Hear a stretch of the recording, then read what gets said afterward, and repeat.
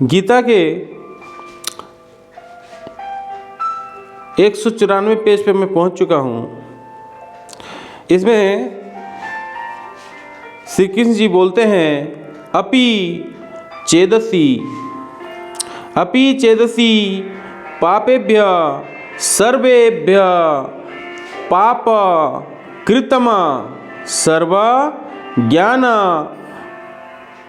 पवेनैव वृजिनम संतरस्यसि।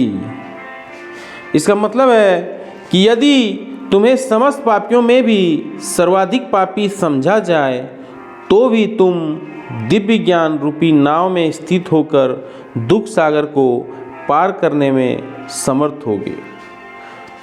और दिव्य ज्ञान रूपी नाव क्या है? दिव्य रूपी नाव ज्ञान है श्री कृष्ण की भक्ति में लीन होना, उस पर डूब जाना, सब काम कर्म करना, यानी अच्छा काम करना। जितने अच्छे काम करेंगे उतने भगवान की भक्ति में रहेंगे। और हमारा जीवन का मकसद है समाज कल्याण, देश कल्याण। जो देश कल्याण में लगता है वो अमर हो जाता है। जो खुद के कल्याण में लगता है, जो स्वार्थीपन में रहता है, उसका कभी भी कल्याण नहीं हो पाता। दूसरा है यथे धांसी समिधो गृह्भा अस्मा अत्सा कुरुते अर्जुना ज्ञानी ज्ञानाग्निः सर्व कर्माणि भस्मसा तु कुरुते तथा। इसका अर्थ है कि जैसे प्रज्वलित अग्नि ईंधन को भस्म कर देती है, उसी तरह है अर्जुन ज्ञान रूपी अग्नि भौतिक कर्मों के समस्त फलों को जला डालती है। जिस तरह से जो आग होता है सबको ख़त्म कर देता है, सब इंजन को ख़त्म कर देता है। लकड़ी डाल दीजिए, लकड़ी ख़त्म हो जाएगा, कोयला डाल दीजिए, कोयला ख़त्म हो जाएगा, पेट्रोल डाल दीजिए, कुछ भी डाल दीजिए, ख़त्म हो जाएगा। उसी तरह से ज्ञान रूपी जब आदमी के पास ज्ञान हो जाता है तो उसको भौतिक चीज़, भौतिक कर्म जो होता है समस्त फलों को जला डालती है। उसको भौतिक कर्म जैसे सुख सुविधा लेना, बड़े बड़े घर बनाना, बड़े बड़े बंगला बनाना, बड़े बड़े शौक को पालना, वो चीज़ दूर हो जाता है। और जो ज्ञान होती है वो ज्ञान होती है समाज कल्याण, देश कल्याण, इस पे ज़्यादा फोकस होती है। ना ही ज्ञानेन सदृशम पवित्रमहि विद्यते तत्स्वयं योग संसिदा काले नात्मनि विदन्ति।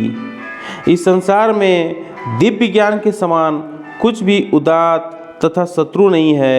ऐसा ज्ञान समस्त योग का परिपक्व फल है। जो व्यक्ति इस भक्ति में सिद्ध हो जाता है वह यथा समय अपने अंतर में इस ज्ञान का आस्वादन करता है। इसका मतलब हुआ कि जब इस संसार में दिव्य ज्ञान जब शुद्ध हो जाता है, ऐसा ज्ञान समस्त योग का परिपक्व फल है। परिपक्व फल तभी मिलेगा जब समाज कल्याण और देश कल्याण पे लोग लगेगा। जो भक्ति से सिद्ध होता है और उस भक्ति से सिद्ध हो जाता है वह यथा समय अपने अंतर को ज्ञान को आस्वादन करता है। जो अपने अंदर का ज्ञान है उसको बाहर लाता है, लोगों को तक पहुंचाता है। क्यों भगत सिंह अमर हुआ, क्यों महात्मा बुद्ध अमर हुए, क्यों रानी लक्ष्मीबाई अमर हुई? क्योंकि अपना जो कल्याण था, भौतिक कर्म था, भौतिक कर्म से निकल के समाज कर्म, देश कर्म में लगाए। श्रद्धा वाल्भते ज्ञानम तत्पर संयतेन्द्रिय ज्ञानम लब्ध्वा पराम शांति मची रेना धीगा क्षति। जो श्रद्धालु दिव्य ज्ञान में समर्पित है और जिसने इंद्रियों को वश में कर लिया है वह इस ज्ञान को प्राप्त करने का अधिकारी है। इंद्रियों का वश करने का मतलब है, इंद्रियां 5 होती हैं, वो है आँख, कान, नाक, त्वचा जीव। तो ये 5 चीज़ों को जो कंट्रोल कर लिए वो दिव्य ज्ञान को प्राप्ति करते हैं, और दिव्य ज्ञान को जो प्राप्ति का अधिकारी होते हैं वो आध्यात्मिक शांति से प्राप्त होता है। जब दिव्य ज्ञान प्राप्त होगा तो आध्यात्मिक शांति आपको मिलती है। अज्ञ आच्छा साद्रा नाश्च संशया आत्मा विनश्यति नाया लोको अस्ति ना परो ना सुखम संशयात्माना। इसका अर्थ हुआ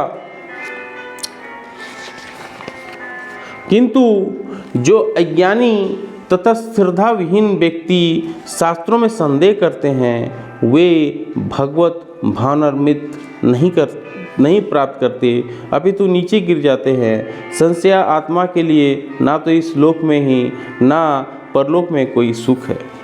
संशय आत्मा का मतलब है जो शक आदमी है, जो शक में डूबा रहता है, उसके लिए उसे लगता है कि सब कुछ शक की दृष्टि से दिखता है, सब में वो फॉल्ट दिखता है, तो उसे कुछ भी दिव्य ज्ञान का भी प्राप्ति नहीं होता, उन्हें आगे बढ़ने में कोई हेल्प नहीं मिलता, क्योंकि वो शक की दृष्टि से सारा कुछ देखता है, उसको सब दुनिया अलग दिखती है। उम्मीद है वीडियो अच्छी लगी हो, लाइक एंड शेयर जरूर करें। जय हिंद, वंदे मातरम।